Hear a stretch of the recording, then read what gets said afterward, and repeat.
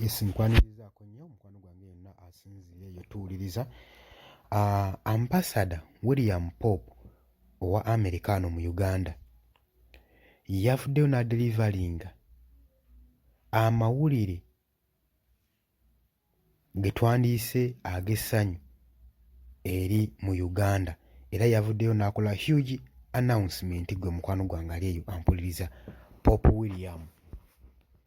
William ambassador wa America wano mu Uganda.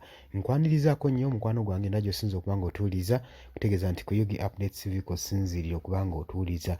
Gwatane tuba nga otwegattako, genda mu maaso otwegatteko wali eri ku kigambo subscribe, kikoonemu subscribinge, olaikinge, osharinge, tusobole okuba nga tugenda mu maaso. Gwe mukwano gwange ali eyo ampuliriza. Mbanirizaako nnyo abali emitala w'amayanja, nammwe mbanirizaako nnyo kubanga temuva ku Yugi Updates TV. Mbakulisaayo obwakedde emikwano gyange. Kakati United States Ambassador mu Uganda William Pope yavuddeyo n'akoola international community basobole okuba nga baboostinga support eri Uganda refugees ku self-reliance programs.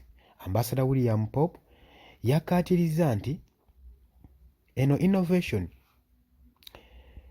approach offering a sustainable solution ku ba refugee bonna, ng'akulisizinga nti nga bagenda okuba nga baempoweringa ba refugee basobole okuba nga bafuuka self-reliant. Gwe mukwano gwange ali eyo ampuliriza.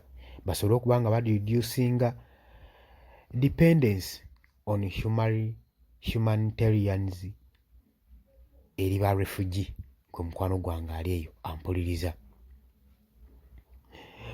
Wetuba twogezeeko ku bbali under Uganda Self-Reliance Program ba refugee ng'eno yebatwala baproviding skills ne opportunities ne agricultural support ssaako ne business development intervention ku ba refugees ababunzibunzi abali mu Uganda.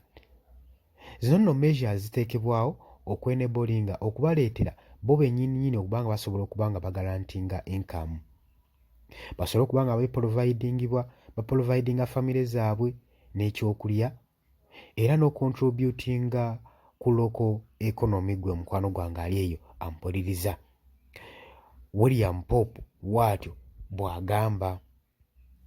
William Pope era agenda maaso n'okweyalinga modo nga effective pathway okuba nga batransactinga ba refugee okuva mu reliance, basobole okuba nga bavaayo bafuuka productive members mu society. Uganda's Innovation Refugees Response Program eno nno agenda eyateekebwawo era nga US egisapootinga fully era bagiricognizinga nga sustainable way ng'engeri ey'okwadressinga ba refugee ne challenges zaabwe ebyo byonna ebibasoomooza. Eno nno policy ediservinga investment ey'amaanyi. Ambassador William Pope bw'atyo bw'agambye ng'akoola banne okusobola okulaba nga bainvestinga mu puroguramu eno ey'okuyamba ba refugee. Avuddeyo n'akoola banne abagamba eno puroguramu ediservinga okuba nga tuteekamu investment kubanga challenges nnyingi zeesanga, era ayongerako ng'agamba international partners basobole okujja basobole okuba nga basustaininga ba refugee era nga bainvestinga mu refugee program ne Uganda's policy framework basobole okuba nga bainvestinga. Bagamba kino kigendereddwamu okuyamba ba refugee mu buli ngeri yonna mu reliance. Gwe mukwano gwange ali yampuliriza. Agamba nti Uganda waka era kibalirwamu nti 1.5 billion za refugee zeeyina era kigimakinga okuba nga y'emu ku nsi eyina ba largest refugee behostinga mu ggwanga lyonna globally. Ng'ogyeko challenges, eno ensi ekonsistinze nnyo okuba ng'eteeka programs oba progressives mu ba refugee policies. Policies zonna zonna ezibadde zijja bunaayira nga za kuyamba ku ba refugee, Uganda ebadde evaayo.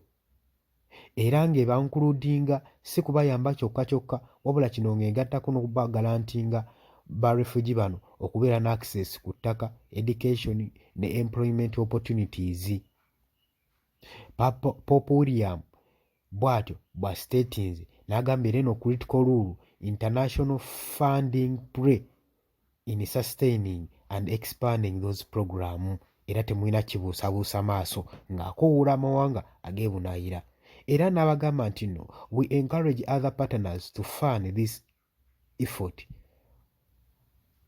Ng'agamba nti akubiriza ba partners bonna bonna okusobola nga bafandinga eno ensonga, bacontributinge kwena agenda basobole okusupportinga Uganda policy benefits refugee era n'okusobola okustrengtheninga local communities. Ng'omukwano gwange ali eyampuliriza. Golowooza kino eky'okubanga Uganda ewa free entry and exit ba refugee mu ggwanga lyaffe saako n'obawa access mu buli kimu naddala mu by'ettaka, olowooza kino kirina engeri gyekikosaamu eggwanga oba kiri okulaakulanya bukulaakulanya? Jangu mu comment section okomentinge. Ye bannange, ssente ze baleeta ne baba ba refugees ziraga okuba tulaba ba refugees bangi wano babungeeta bubungeeta, abamu be babbi ku bitundu byaffe. Njagala ojje mu comment section baatulabe ba refugee bangi batolokayo mu campusi zaabwe ne bajja ate ne batandika okutawaanya ba settlers bannayuganda. Tebalina mirimu abantu bano,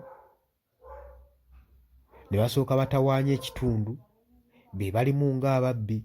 Golowooza kyandibadde kituufu? Ssente ezisindikibwa ba refugee bano ziragawa? Jangu otangaaze bannayuganda, jangu mu comment section, jangu likinge, jangu sharinge. Kubiriza okusubscribinga gwe mukwano gwange gwe nayinaali eyo eyeekuumira ku Yugi Updates TV, kuba nkimanyi okola kyamaanyi ate ne channel ekola kyamaanyi otuwa information otu updatinga buli kadde, buli information gye twetaagisa okumanya gwe mukwano gwange ali eyo ampuliriza. Abali emitala w'amayanja mbanirizaako nnyo, mwebale kwekuumira ku mayengo gano aga Yugi Updates TV. Tegeeza nti n'omukola omulimu ogw'amaanyi era sobola kubanyuma. Bategeeza nti mbaagala nnyo, mweraba.